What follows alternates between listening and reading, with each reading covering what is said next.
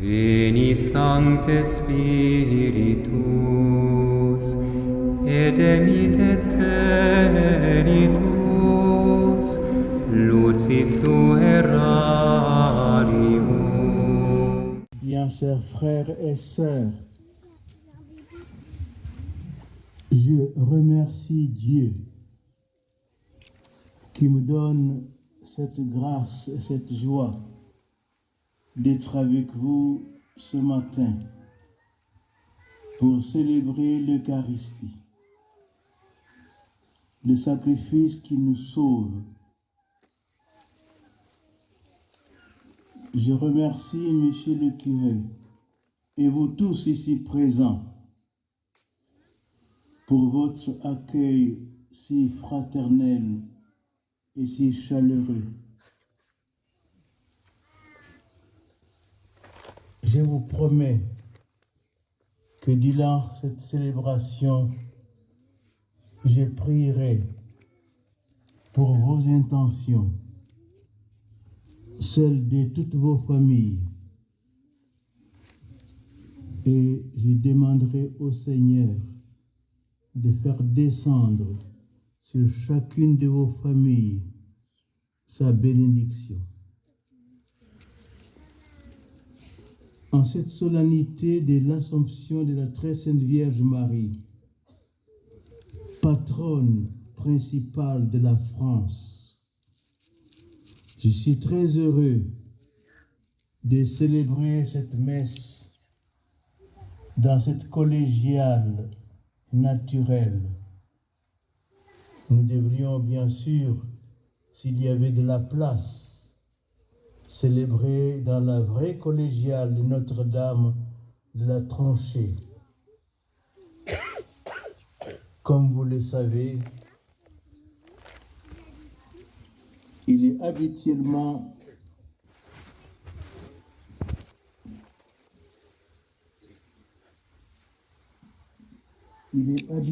que l'Église occupe le point central du village. Que nous soyons touristes ou habitants de ces villages, nous devrions y entrer avec respect, dignement vêtus. Je suis d'un pays musulman. Aucun musulman ne rentre dans une mosquée comme un touriste. Nous devons entrer dans une église avec respect, avec dignité et dignement vêtus. L'histoire raconte que sa construction a débuté au XIIe siècle, à la suite de la découverte d'une statue de la Vierge Marie par une bergère dans un tronc d'arbre. Elle avait été cachée par un prêtre 2 siècles auparavant pour la protéger de la fureur des Vikings au IXe et Xe siècle. On a donc construit l'église à l'endroit de la découverte de la statue. Mais aujourd'hui, des circonstances ne nous permettent pas de célébrer la messe dans cette collégiale. Et Dieu nous a donné cette collégiale naturelle. En cette solennité de l'Assomption de la Bienheureuse Vierge Marie, nous célébrons l'un des grands pardons qui constelle la Bretagne. Habitants et pèlerins, comme chaque année, vous êtes venus dans cette collégiale pour prier ensemble durant la procession et durant la Sainte Messe, pour vous repentir sincèrement et demander pardon à Dieu de tous vos péchés. Et dans une confiance à Notre-Dame du ciel, que Dieu bénisse votre marche pénitentielle et d'action de grâce, qu'il vous donne surtout la grâce et la volonté d'éviter toute occasion de tomber encore dans le péché, dans l'indifférence et le mépris de Dieu. Chaque année, à la solennité de l'Assomption, nous méditons sur l'évangile de la visitation. Ce n'est pas sans raison. La Vierge Marie est bénie entre toutes les femmes, s'exclame Élisabeth. Oui, Dieu a béni la mère de Jésus, comme il avait béni Abraham, Isaac, en leur annonçant la naissance de leur fils. Et Élisabeth ajoute, heureuse celle qui a cru. C'est une béatitude, celle de la foi. Une béatitude qui contient en germe toutes les autres. Celui qui croit est béni parce qu'il met toute sa vie entre les mains de Dieu. Alors il vit dans une grande sérénité, dans la paix, le bonheur et une totale confiance en l'avenir.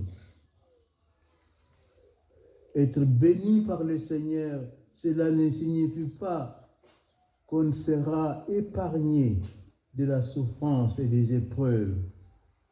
Mais quels que soient les obstacles et les difficultés, celui qui croit reste courageux, ferme dans la foi et confiant dans le Seigneur.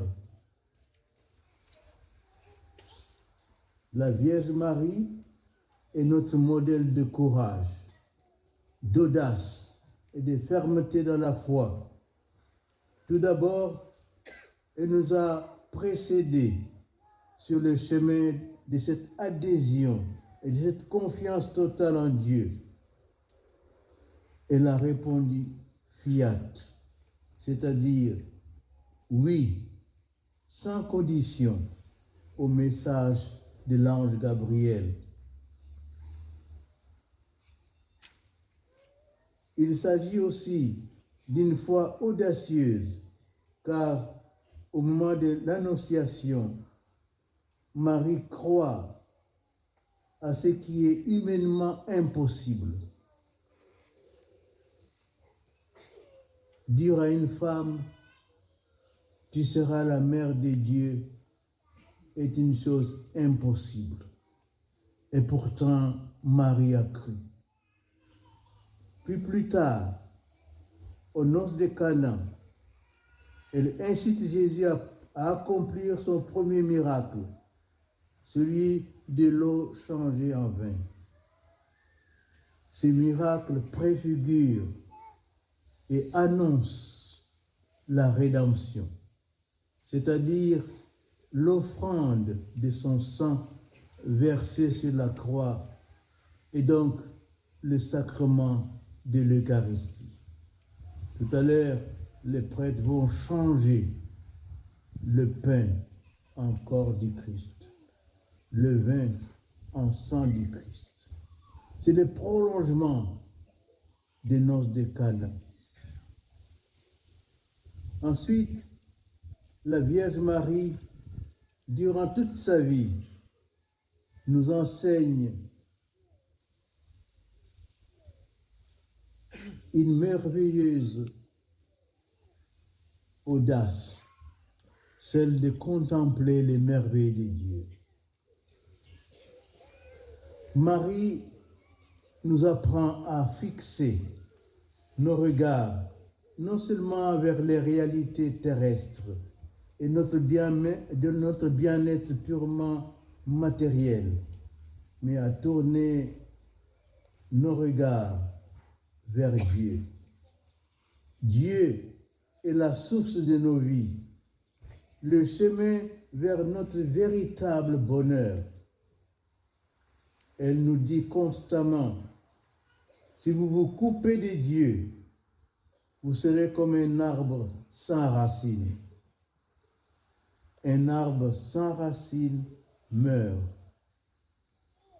Si vous vous coupez de Dieu, vous serez comme un fleuve vaste et majestueux qui s'est coupé de sa source. Ce fleuve, tôt ou tard, se desséchera et disparaîtra. Un homme qui se coupe de Dieu, certes, il peut posséder beaucoup d'argent, beaucoup de biens matériels, mais il n'a pas d'avenir. Car toutes les richesses du monde sont des richesses éphémères. La présence de Marie au milieu de nous aidera à tourner nos regards vers Dieu, à prier. Et sa présence au milieu de nous va irradier notre prière chrétienne.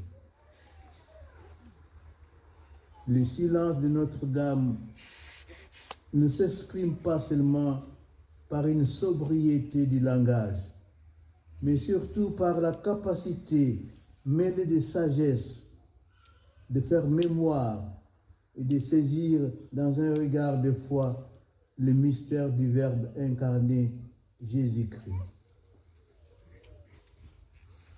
Marie est la dame silencieuse. C'est ce silence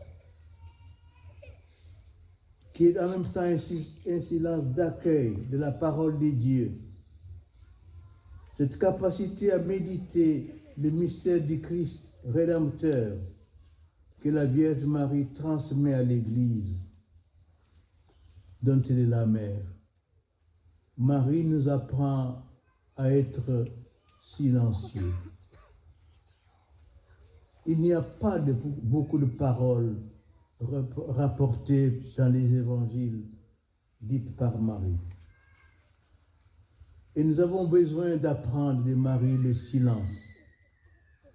Dans un monde rempli de bruit, d'agitation et de frénésie, avec des messages de toutes sortes qui s'entrechoquent sur les réseaux sociaux et souvent qui se contredisent jusqu'à la nausée, le témoignage et l'exemple de la Vierge Marie nous permet d'ancrer notre vie dans le silence de la contemplation et de l'adoration qui apaise notre âme, tout en mettant l'homme en présence de Dieu, son Dieu créateur et rédempteur.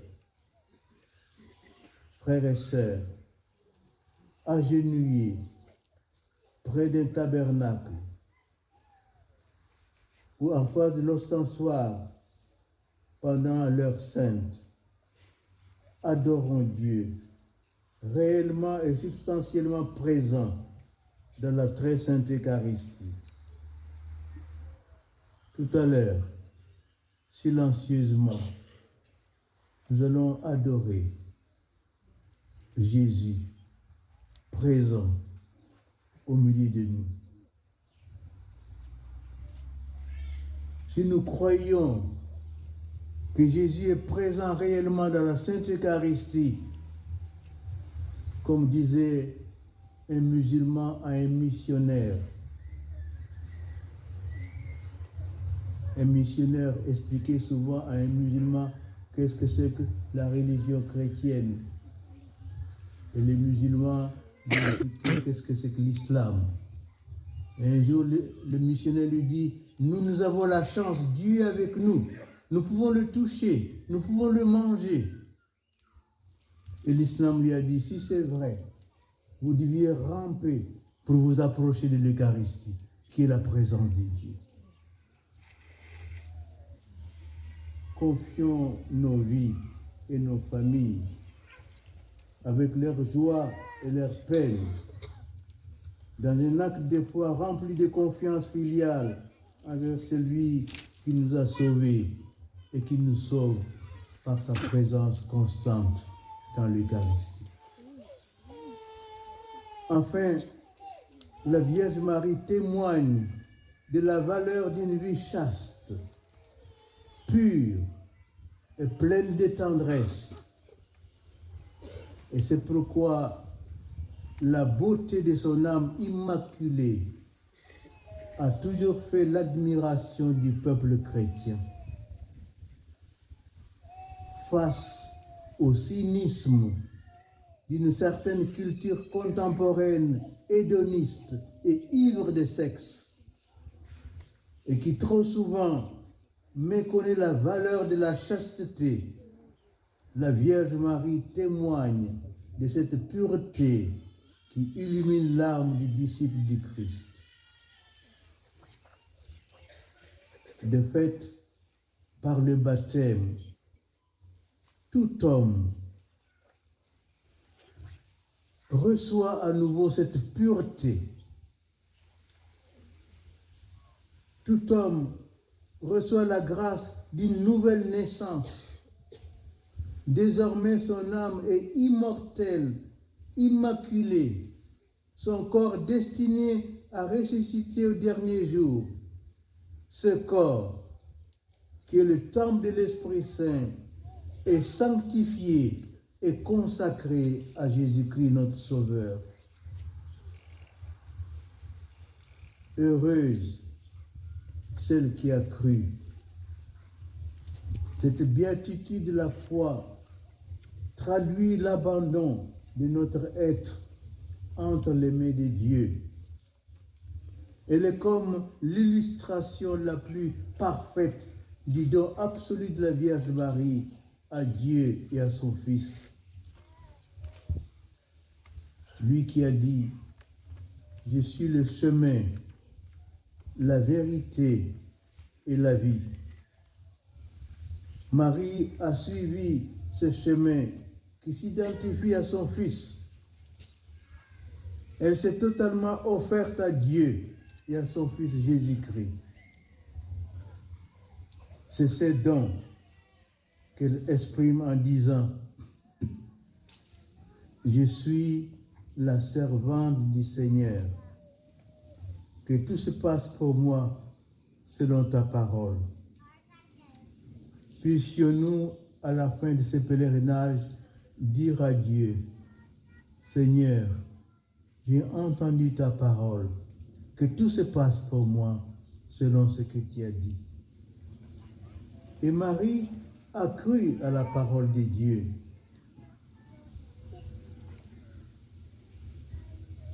Et c'est pourquoi elle nous répète aujourd'hui, faites tout ce que mon Fils vous dira. Ne repartons pas de ce pèlerinage sans cette ferme résolution d'écouter Dieu et de faire tout ce qu'il nous dira. Aujourd'hui, nous célébrons la glorification de celle qui a cru. Elle est montée au ciel, corps et âme, couronnée par Dieu. Elle est la reine du ciel et de la terre, la reine des anges et de tous les saints. La vie terrestre de Marie, même si elle a été une existence douloureuse et pleine d'épreuves, n'a pas été une vie dans l'impasse. Elle s'est ouverte sur une nouvelle vie, la vie éternelle. La solennité d'aujourd'hui est sans aucun doute une invitation à nous mettre à l'unisson de la joie du ciel. Or, comme vous le savez, un autre maître le prince de ce monde, l'antique serpent, le dragon, a trop souvent pris le pouvoir dans nos sociétés sécularisées et déchristianisées. Sa devise, c'est mensonge, mort, division.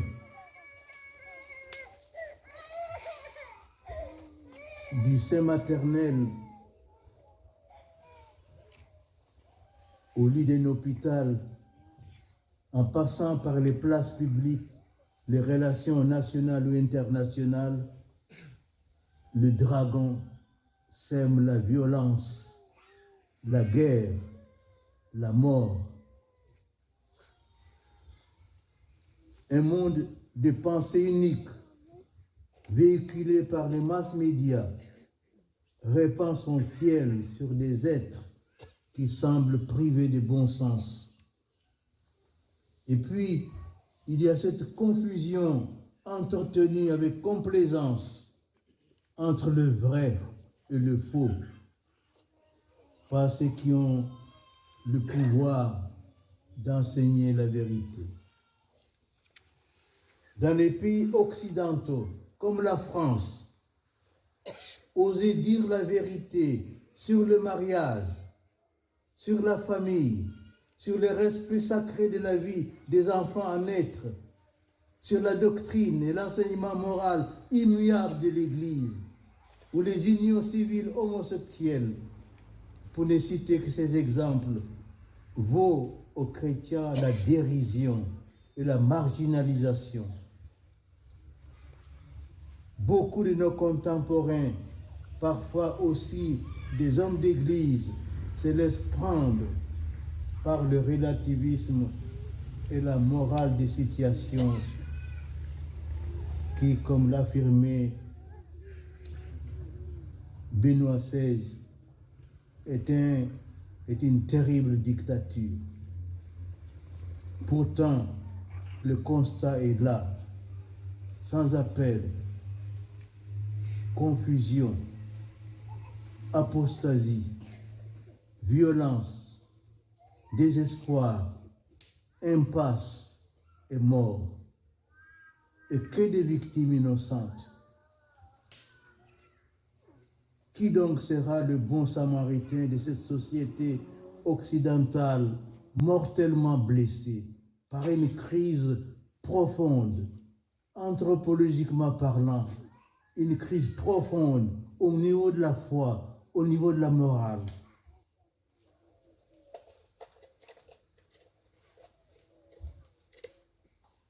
Dieu pourtant, sans relâche, continue d'appeler depuis l'aube de l'humanité: homme, où es-tu? Adam, où es-tu? Dieu nous cherche. Malgré nos éloignements, malgré notre indifférence, Dieu dit: homme, où es-tu? Chers frères et sœurs, si nous sommes chrétiens, ce n'est pas parce que nous croyons en quelque histoire un peu mièvre, transmise depuis des générations et qui ont la propriété de faire oublier à l'homme sa souffrance et ses angoisses. Si nous sommes chrétiens, ce que nous croyons, nous avons la foi, nous vivons de cette béatitude mariale de la foi, ce que nous croyons contre vent et marée, que Dieu aime tout homme en Jésus-Christ, mort et ressuscité. Nous croyons aussi que le Christ est mort pour nous sauver de la mort, en nous arrachant au pouvoir du prince de ce monde, du dragon, du pouvoir de Satan, pour nous ouvrir le chemin vers la vie éternelle. Et ce chemin, c'est Jésus-Christ lui-même. Je suis le chemin, la vérité et la vie. Mais s'unir à la joie du ciel, à l'occasion du triomphe de la Vierge Marie, en cette solennité de l'Assomption, ne suffit pas. Nous voulons contribuer à ce bonheur. Le Seigneur Jésus lui-même nous y invite. Il y a plus de joie au ciel pour un seul pécheur qui s'est converti que pour 99 justes qui n'ont pas besoin de conversion. Ce grand pardon nous invite à la conversion. Le chemin terrestre de la Vierge Marie, qui s'achève dans un puissant Magnificat, prend sa source dans cette parole.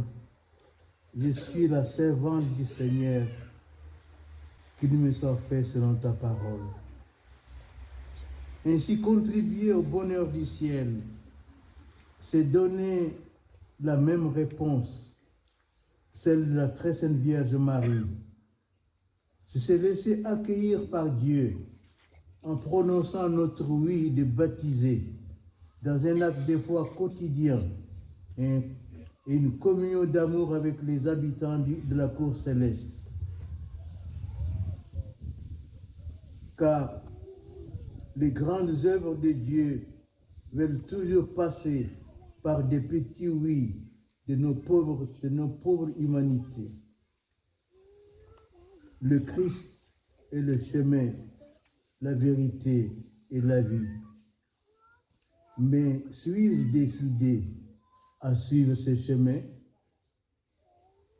Suis-je décidé à me convertir au Christ et à son évangile? Est-ce que mes actes, mes paroles sèment autour de moi la vérité, la vie, l'amour, la fidélité à Dieu? Les circonstances sont trop graves pour nous réfugier dans la confusion et le silence ou la nonchalance. Chaque âme qui s'élève élève le monde. Chaque âme qui s'abaisse abaisse le monde, disait Élisabeth Lessière, cette grande mystique française décédée en mai 1914, quelques jours avant le début de la Première Guerre mondiale. Oui, il n'y a pas de demi-mesure. Être chrétien, c'est l'être vraiment. La vérité sur l'homme naît de l'accueil de la vérité venue de Dieu. Demandons à Marie d'accueillir comme elle la parole de Dieu qui nous est adressée aujourd'hui. En ce jour de grand pardon et en cette solennité de l'Assomption, dans la fidélité au vœu du roi Louis XIII, nous voulons élever notre supplication en faveur de toutes les nations vers celle qui est la patronne de la France, la très sainte Vierge Marie. Le monde est en feu et en sang. Les guerres se déchaînent en Europe entre deux nations chrétiennes, l'Ukraine et la Russie, en Afrique et en Terre Sainte. Ces dernières semaines, la violence s'est aussi déchaînée dans les rues de la douce France. Demandons aujourd'hui à Dieu, par l'intercession de Notre-Dame, Reine de France, et de Sainte Anne, sa mère, qui est patronne de la Bretagne, d'accorder au monde des gouvernants qui respectent Dieu et qui sont soucieux du bien de leur peuple, de la vie, de la paix et de la justice. Que notre prière se fasse constante et fervente à l'image du chapelet constitué d'une succession de grains et qui ne finit pas. Prions sans cesse. Que notre prière soit celle qui ne soit pas celle d'une seule journée de fête, mais qu'elle occupe notre vie. Ainsi, nos chapelets alanceront le monde et la ramèneront à Dieu. Que Dieu vous bénisse et qu'il vous garde. Amen.